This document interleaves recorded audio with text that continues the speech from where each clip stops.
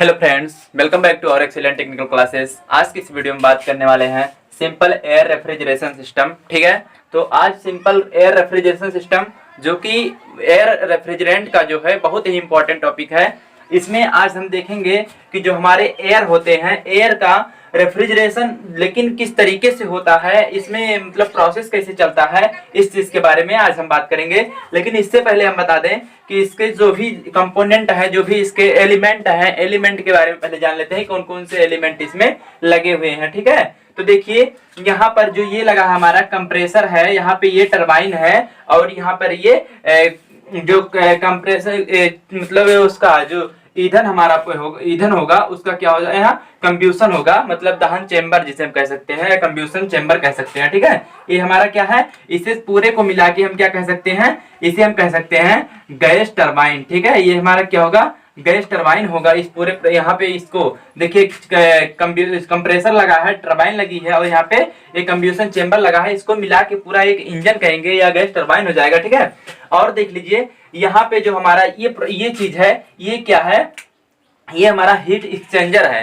क्या heat exchanger है, और ये क्या हमारा जो हमारा कोल्ड एयर टू केबिन है, मतलब जहाँ पे हमको एयर क्या हो जाती है, कोल्ड होके इधर से निकलती है। ठीक है, और ये बात कर लेते हैं कि ये हमारा क्या है, तो यहाँ पे हमारा डिफ्यूजर लगा हुआ है। देखिए यहाँ से प्रोसेस कैसे चलता है, इस चीज को देखते हैं। देखिए जो हमारा यहाँ पे डिफ्यूजर है, डिफ्यूजर से क्या है, जो हमारी एम्बियंट एयर होती है, मतलब व्यापक हवा जो हम लिए हुए थे रेफ्रिजरेंट के लिए, तो वो हवा हमारी क्या होती है, यहाँ पे इनलेट होती है। यहाँ पे जब इनलेट होगी तो आप ये जानते हैं कि यहाँ पे क्या है, इसका प्रेशर बहुत ही लो है। प्रेशर क्या है, लो है।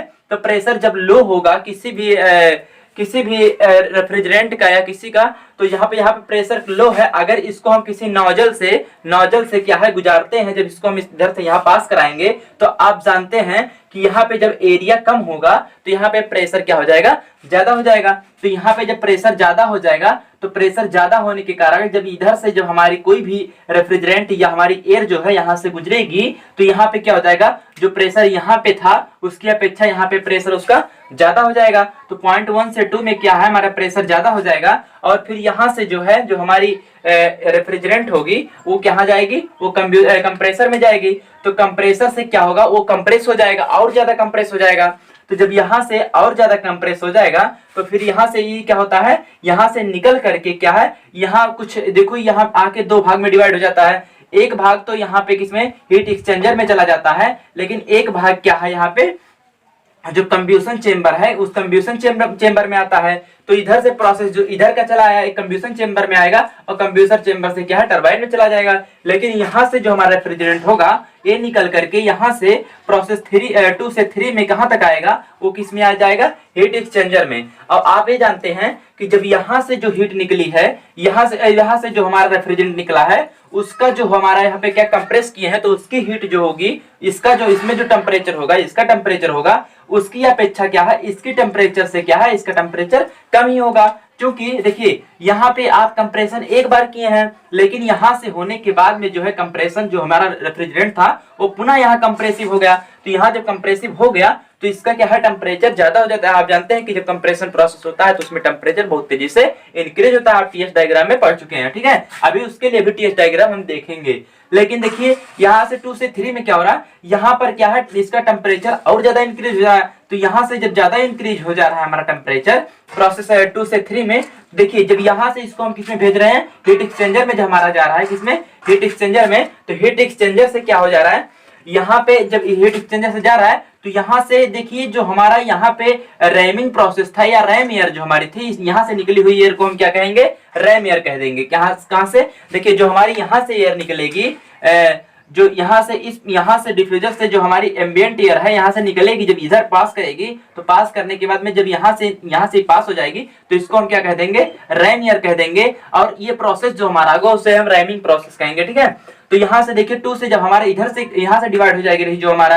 रेफ्रिजरेंट, तो वो रेफ्रिजरेंट देखिए आएगा क्या होगा, इस चैम्बर से क्या है, फिर से गुजरेगा। लेकिन आप ये जानते हैं कि इसका जो टेम्परेचर है क्या है, हाई है, क्या है, हाई टेम्परेचर है इसका, और इसका क्या है, टेम्परेचर लो टेम्परेचर है। तो इससे क्या होगा, ये जो यहाँ का जो हमारा जो यहाँ का हमारा रेफ्रिजरेंट होगा, इस रेफ्रिजरेंट के थ्रू क्या हो जाएगा, यहाँ पे ये कोल्ड हो जाएगा, यहाँ पे ठंडा हो जाएगा। एक तरीके से हम यहाँ पे कह सकते हैं कि कंडेंसेशन प्रोसेस यहाँ पे चलेगा। ठीक है, यहाँ पे क्या होगा, कंडेंसेशन प्रोसेस होगा। और इसके थ्रू क्या होता है, जब यहाँ से हमारा जो भी ठंडा जो हमारा निकलेगा वो रेफ्रिजरेंट, वो किस में जाएगा, कोल्ड जो टरबाइन होगी, या इसे इस टरबाइन को हम क्या कहते हैं, कूलिंग टरबाइन भी कहते हैं। क्या, कूलिंग टरबाइन कहते हैं। ठीक है, तो इस तरीके से क्या है हमारा ये डायग्राम है। और इस डायग्राम से जो है किसी भी सिस्टम को हमको ठंडा करने के लिए जो है हम जो हमारे जो एयरक्राफ्ट, जितने भी हमारे एयरक्राफ्ट में लगे होते हैं, यही सब प्रोसेस में भी चलता है कंबेशन रेफ्रिजरेशन के लिए। तो देखिए अभी इसके लिए हम टीएस डायग्राम बना के देखते हैं कि इसका जो प्रोसेस चल रहा है, एक्चुअली प्रोसेस में जो है जो भी जितने भी प्रक्रम हो रहे हैं वो किस तरीके से टेम्परेचर और एंट्रोपी और प्रेशर पर किस तरीके से अपना प्रभाव दिखा रहे हैं, उस चीज को हम टीएस डायग्राम बना के देखते हैं। ठीक है, सो फ्रेंड्स अब देखते हैं सिंपल एयर रेफ्रिजरेशन सिस्टम के लिए टीएस डायग्राम किस तरीके से बनेगा। जो ये प्रोसेस चला था मेरा, इस प्रोसेस में क्या होगा, इस टीएस डायग्राम को हम किस तरीके से बनाएंगे, इस चीज पे थोड़ा विचार करते हैं। देखिए यहाँ पे आप ये देख रहे हैं कि जब यहाँ पे रैम में जो हमारा डिफ्यूजर लगा हुआ है, डिफ्यूजर से क्या हो जा रहा है, यहाँ पे हम कंप्रेस कर रहे हैं जो हमारी एम्बिएंट एयर है, रेफ्रिजरेंट है, उसको यहाँ पे भेज रहे हैं। तो यहाँ से क्या हो जा रहा है, उसका प्रेशर क्या हो जा रहा है, हाई हो जा रहा है। लेकिन इससे पहले ये समझ लीजिए, ये हमारी क्या है, जो इंक्लाइंड लाइन है, इंक्लाइंड लाइन हमारी क्या है, प्रेशर लाइन है। और ये क्या है, हॉरिजॉन्टल लाइन जो हमारी, ये क्या है, टी वर्टिकल हमारी टी है। और उसके बाद ये यस है क्या, हॉरिजॉन्टल लाइन जो हमारी, यस फॉर एंट्रोपी और टी फॉर टेम्परेचर। ठीक है, टीएस पर हम डायग्राम बना रहे हैं, ये हमारी क्या है, प्रेशर लाइन है। तो इस लाइन पे देखते हैं हम कैसे इसमें जो कंप्रेशन हमारा हो रहा है, जो कंप्रेस कर रहे हैं इसको, तो यहाँ से आप जान रहे हैं कंप्रेसर हो रहा है। तो प्रोसेस जो हमारा किससे, जो हमारा एम्बिएंट एयर है, जो हमारी ये कौन सी लाइन हमारी है, ये लाइन हमारी एम्बिएंट प्रेशर लाइन है। और इसमें क्या, ये लाइन कौन सी है, ये लाइन रैम जो हमारी यहाँ पे जो हमारा पहुंच रहा है, जो हमारा रेफ्रिजरेंट, तो इसके लिए जो हमारा प्रेशर होगा ये हमारा हो जाएगा रैम प्रेशर। और इसके लिए जो हमारी यहाँ पहुंच रही है, ये क्या हो जाएगा, कैबिन प्रेशर। और उसके बाद मेन कंप्रेशन प्रेशर, जो हमारा यहाँ पे कंप्रेशन हो रहा है वो वाला प्रेशर है। ठीक है, अब आप ये देखिए, जो यहाँ पे हमारा प्रोसेस, जो यहाँ पे हमारा प्रेशर होगा, ये प्रेशर क्या होगा, लो होगा। लेकिन ऊपर का जो प्रेशर होगा वो क्या होगा, हाई प्रेशर होगा। लेकिन इसके लिए आप देखते हैं, देखिए जो हमारा प्रोसेस चलेगा, प्रोसेस 1 से 2 में क्या होगा, प्रोसेस 1 से 2 में यहाँ पे आप ये जान लीजिए, जो भी प्रोसेस होगा कैसा होगा, आइसेंट्रोपिक प्रोसेस होगा। जो यहाँ पे हमारा प्रेशर है, क्या है, प्रेशर हमारा यहाँ पे इंक्रीज हो जा रहा है प्रोसेस 1 से 2 में। लेकिन टेम्परेचर क्या हो जा रहा है, टेम्परेचर हमारा इंक्रीज नहीं हो रहा है। यहाँ पे टेम्परेचर क्या है, उतना ही रहेगा जितना पहले से था, क्योंकि यहाँ पे हमें यहाँ पे आइसेंट्रोपिक प्रोसेस चल रहा है, इसलिए क्या है, यहाँ पे टेम्परेचर भी क्या होगा, इंक्रीज नहीं होगा। लेकिन यहाँ देखिए, जब हमारा यहाँ पे प्रेशर हाई हो रहा है, तो प्रेशर कितना से जो हमारा प्रेशर होगा, प्रेशर कितना 0.1 से 2 में जाने में क्या होगा, यहाँ पे आइसेंट्रोपिक प्रोसेस चलेगा। तो इसके लिए क्या हो, एक सीधी लाइन बन जाएगी, प्रोसेस कितने 1 से क्या हो 2 में।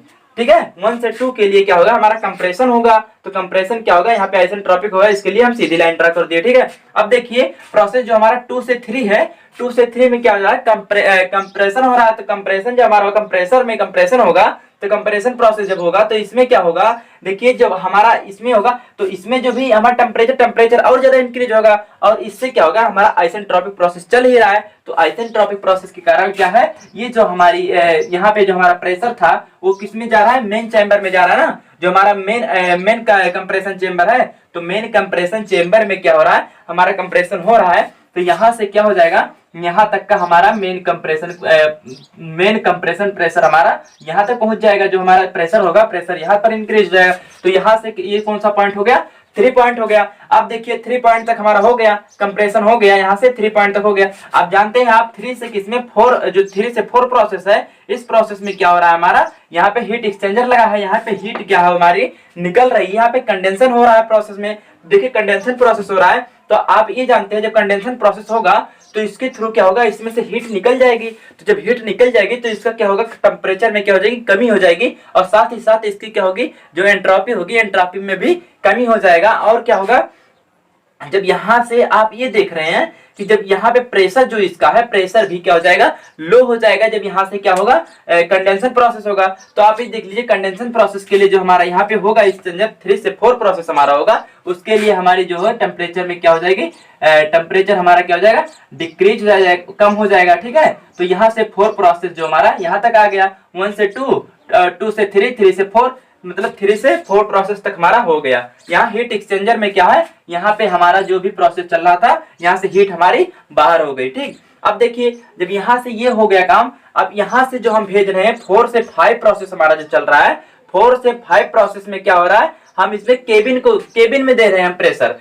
तो जब वो जो हमारा रेफ्रिजरेंट है केबिन में दे रहे हैं, तो जब केबिन में हम भेज रहे हैं, हम यहाँ से जो हमारा रेफ्रिजरेंट है एयर को, मतलब एयर ही हमारा रेफ्रिजरेंट यहाँ पे लेंगे, तो एयर को जब यहाँ भेज रहे हैं तो इसके लिए जो हमारा होगा यहाँ प्रोसेस जो चलेगा, वहां यहाँ पे प्रोसेस हमारा कैसा होगा, जो हमारा प्रोसेस होगा वो कैसा होगा, आइसेंट्रोपिक प्रोसेस होगा। कौन सा, आइसेंट्रोपिक प्रोसेस होगा, या इसे हम कह सकते हैं कि ये एक्सपेंशन प्रोसेस भी इसे कह सकते हैं। ठीक है, तो यहाँ पे जब आइसेंट्रोपिक प्रोसेस होगा तो यहाँ पे ये प्रोसेस यहाँ से यहाँ तक आएगा, तो यहाँ पे क्या हो जाएगा 5, यहाँ 4 to 5 हो गया। अब देखिए 4 से 5 में क्या हो गया, जो यहाँ पे हमारा कैसा आइसेंट्रोपिक, देखिए टेम्परेचर यहाँ पे जो एंट्रोपी हमारी है क्या है, एंट्रोपी हमारी कांस्टेंट है, लेकिन आप ये जान लीजिए जब एक्सपेंशन होगा तो इसमें क्या होगा, टेम्परेचर में कमी आ जाएगी। ठीक, तो देखिए 4 से क्या है 5 प्रोसेस ये है। अब देखिए 4 से 5 प्रोसेस हमारा ये हो गया। अब यहाँ आप ऐसे मार्क कर दीजिए जो हमारा प्रोसेस चल रहा है इस तरीके से चल रहा है, क्योंकि ये रिवर्सिबल प्रोसेस है। ठीक है, अब देखिए जो हमारा 5 से 6 प्रोसेस होगा, 5 से 6 प्रोसेस क्या होगा, ये हमारी जो हमारी एयर होगी, एयर किसको मतलब कोल्ड एयर जो हमारी होगी वो बाहर निकलेगी, तो इसके लिए जो हमारा प्रोसेस होगा इसमें जो हमारी केबिन प्रेशर होगा, जो हमारा केबिन प्रेशर होगा इस यहाँ पे जो आ रहा है किसमें, केबिन तक पहुंच रहा है ना, तो जब केबिन तक हमारा एयर पहुंच रहा है तो इसके लिए यहीं पर हमारा ये जो है जो डायग्राम बन रहा है हमारा, इस ग्राफ बन रहा है, तो ग्राफ हमारा यहीं पे रुक जाएगा। लेकिन अब यहाँ से क्या रहा है, इसको हम बाहर भेज रहे हैं, तो ठीक है यहाँ पे जो हमारा प्रोसेस चलेगा, यहाँ पे आप ये समझ लीजिए इवेपोरेटिंग प्रोसेस ही चलेगा यहाँ पे, और इससे क्या होगा, यहाँ पे हमारा जो रेफ्रिजरेशन इफेक्ट होगा वो जनरेट होगा। ठीक है, यहाँ 6 नंबर इसको कर देते हैं, तो 5 to 6 जो हमारा ये प्रोसेस चला। अब आप ये जानते हैं कि जब हमारा प्रोसेस होता है, जहाँ पे हमारा इवेपोरेटर प्रोसेस होता है या इवेपोरेटिंग प्रोसेस होता है, वहां से क्या होता है, जो हमारी हीट होती है, हीट क्या होती है, यहाँ पे ऐड होती है। क्यों क्या होती है, हीट ऐड होती है, और यही की क्या होता है हमारा रेफ्रिजरेशन इफेक्ट होता है। क्या, रेफ्रिजरेशन इफेक्ट होता है। तो आप ये जानते हैं कि यहाँ पे रेफ्रिजरेशन इफेक्ट क्या होगा, और आप देख लीजिए जब यहाँ पे रेफ्रिजरेशन इफेक्ट की बात कर रहे हैं तो रेफ्रिजरेशन इफेक्ट यहाँ पे क्या हो जाएगा हमारा, RE क्या हो जाएगा, जब RE देखेंगे यहाँ पे तो RE हमारा हो जाएगा MA, मतलब जो हमारा मतलब एयर ले रहे हैं, एयर का क्या हो जाएगा, मास हो जाएगा, और इनटू क्या हो जाएगा, जो हमारा स्पेसिफिक क्या है प्रेशर है किसका, एयर का, एयर का जो है स्पेसिफिक प्रेशर हो जाएगा, और इनटू में क्या हो जाएगा टेम्परेचर डिफरेंस। तो टेम्परेचर डिफरेंस किस तरह होता है, हाई टू लो, तो हाई कितना है 6 हाई है ना, हाई यहाँ पे 6 है और 5 है, तो क्या हो जाएगा T6 माइनस T5 हो जाएगा। ये हमारा क्या हो गया, रेफ्रिजरेशन इफेक्ट क्या किसके लिए, प्रोसेस 5 to 6 के लिए। ठीक है, यहाँ पे हमारा क्या हो जाएगा, ये प्रोसेस इस तरह से चलेगा और इसका रेफ्रिजरेशन इफेक्ट हमारा इस तरीके से आ जाएगा। अब आप ये जानते हैं जो हमारा वर्क डन होता है, वर्क डन किस प्रोसेस के थ्रू होता है, जो हमारा वर्क डन होगा वो कंप्रेशन प्रोसेस के थ्रू होगा।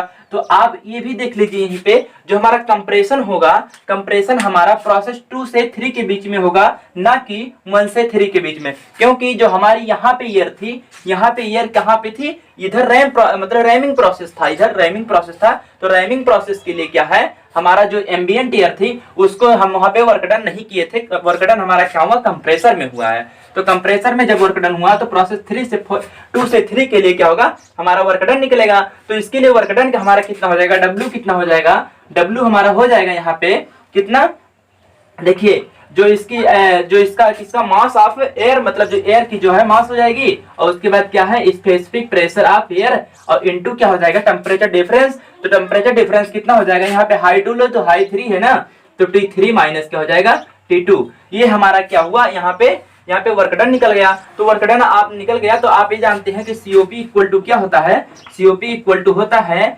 रेफ्रिजरेशन इफेक्ट अपान क्या होता है, वर्क डन होता है। तो वर्क डन, अब यहाँ पे आप रेफ्रिजरेशन इफेक्ट निकाले हैं ना, कितना आया है, MA मतलब मास ऑफ एयर इनटू क्या है specific pressure of air into T6 minus T5 हो जाएगा। ठीक, अपान में क्या हो जाएगा, रेफ्रिजरेशन इफेक्ट अपान वर्क डन होता है, तो वर्क डन कितना है, इतना है, तो MA उसके बाद CPA और इनटू कितना हो जाएगा T3 माइनस T2। ठीक है, इस तरीके से क्या है COP हमारी निकल जाएगी। ठीक है, सीओपी इस तरीके से निकाल लेंगे। इस प्रोसेस के लिए क्या है, सिंपल एयर रेफ्रिजरेशन सिस्टम। अगर आपसे पूछता है सिंपल एयर रेफ्रिजरेशन सिस्टम में किस तरीके से काम होता है और किस तरीके से उसका रेफ्रिजरेशन इफेक्ट, वर्क डन और फिर उसका सीओपी कैसे ज्ञात करेंगे, तो इस तरीके से हम टीएस और टीएस डायग्राम बना के और इसमें जो हमारे प्रेशर लाइंस है, प्रेशर लाइंस पे इसको हम सुटेबल तरीके से दर्शा के और इसको क्या है बता सकते हैं कि इसका सीओपी कितना होगा और इसमें होने वाली वर्क डन कितनी है और इसका जो है वर्किंग मेथड किस तरीके से है।